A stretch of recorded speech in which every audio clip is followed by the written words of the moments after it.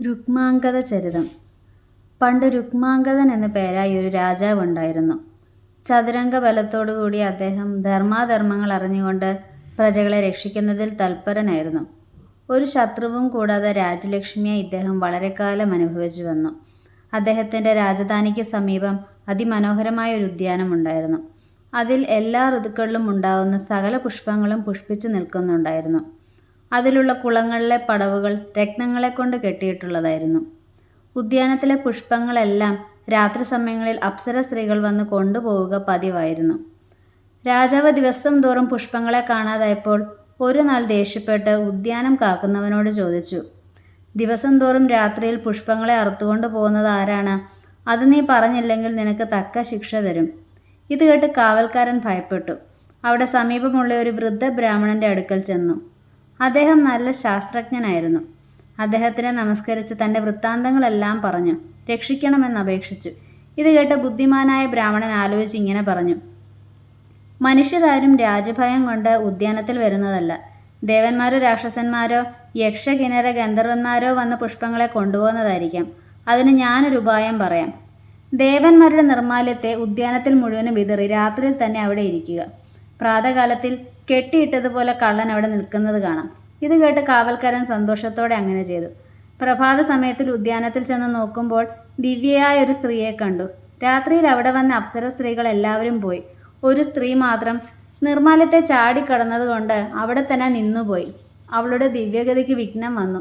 കാവൽക്കാരൻ ഇത് കണ്ട് വേഗം പോയി രാജാവിനോട് ഇങ്ങനെ പറഞ്ഞു, അല്ലയോ മഹാരാജാവേ, ഉദ്യാനത്തിൽ വരുന്ന കള്ളനെ കണ്ടുപിടിച്ചു. അതൊരു സ്ത്രീയാണ്.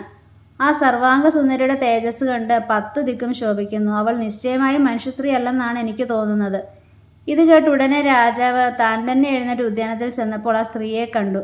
ഇവൾ മനുഷ്യസ്ത്രീ അല്ല എന്നത് സത്യം തന്നെയെന്ന് വിചാരിച്ച് അവളോട് ചോദിച്ചു, ഭവതി ആരാണ്? എവിടെ നിന്നാണ് വന്നത്? ഇവിടെ എന്തിനാണ് ഇരിക്കുന്നത്? ഒട്ടും ഭയപ്പെടാതെ ഇതെല്ലാം എന്നോട് പറയുക. അപ്സര സ്ത്രീ പറഞ്ഞു, അല്ലയോ മഹാരാജാവേ, ഞാൻ സ്വർഗത്തിൽ നിന്ന് വസിക്കുന്നവളായ ഒരു അപ്സര സ്ത്രീയാണ്. ഭവാന്റെ ഈ ഉദ്യാനത്തിൽ സഖികളോടുകൂടെ കളിക്കാൻ വന്നതാണ്. എന്നാൽ എൻ്റെ സഖികളെല്ലാം സ്വർഗത്തിലേക്ക് പോയി. ഞാൻ ദേവനിർമ്മാല്യത്തെ ചാടിക്കടന്നത് കൊണ്ട് പോകാൻ വയ്യാതെയായി. നിർമ്മാല്യ ലംഘനം കൊണ്ട് സ്വർഗതയ്ക്ക് വിഘ്നം വന്നു. രാജാവ് പറഞ്ഞു, ഭവതിക്ക് സ്വർഗഗതി ഉണ്ടാവാൻ എന്തെങ്കിലും ഉപായമുണ്ടോ? ഉണ്ടെങ്കിൽ അത് പറഞ്ഞാൽ ഞാൻ ചെയ്യാം. എന്നാൽ ഭവതി സ്വർഗത്തിലേക്ക് പോകാമല്ലോ. അപ്സര സ്ത്രീ പറഞ്ഞു, അല്ലയോ രാജാവേ, ആരെങ്കിലും ഏകാദശി വ്രതം അനുഷ്ഠിച്ചിട്ടുണ്ടവരുണ്ടെങ്കിൽ ആ ഫലത്തെ എനിക്ക് തന്നാൽ അതുകൊണ്ട് എനിക്ക് സ്വർഗതി ഭവിക്കും. ഇത് കേട്ട് രാജാവ് തൻ്റെ രാജ്യത്തിൽ ഏകാദശി വ്രതം ആരെങ്കിലും അനുഷ്ഠിച്ചിട്ടുണ്ടെങ്കിൽ അവരെ വേഗം കൂട്ടിക്കൊണ്ടു വരുവാനായി ദൂതന്മാരെ അയച്ചു. അവർ രാജ്യം മുഴുവൻ അന്വേഷിച്ച് മടങ്ങി വന്നിട്ട് രാജാവിനോട് പറഞ്ഞു, അല്ലയോ മഹാരാജാവേ, രാജ്യത്തിൽ ഒരുവനെങ്കിലും ഏകാദശി വ്രതത്തെ അനുഷ്ഠിച്ചവനില്ല.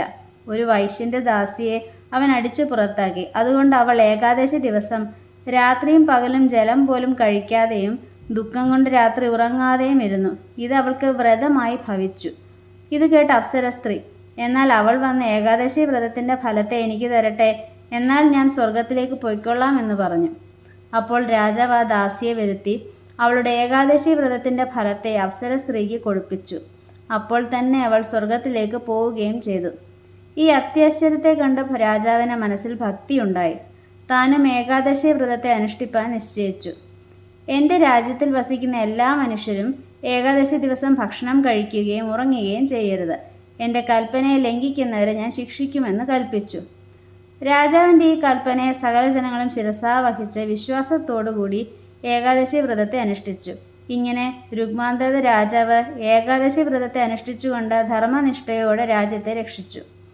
ഒരിക്കൽ രുക്മാംഗദ രാജാവിൻ്റെ മകളുടെ ഭർത്താവായ രാജകുമാരൻ ഏകാദശി ദിവസം രാജാവിൻ്റെ ഭവനത്തിൽ വന്നു.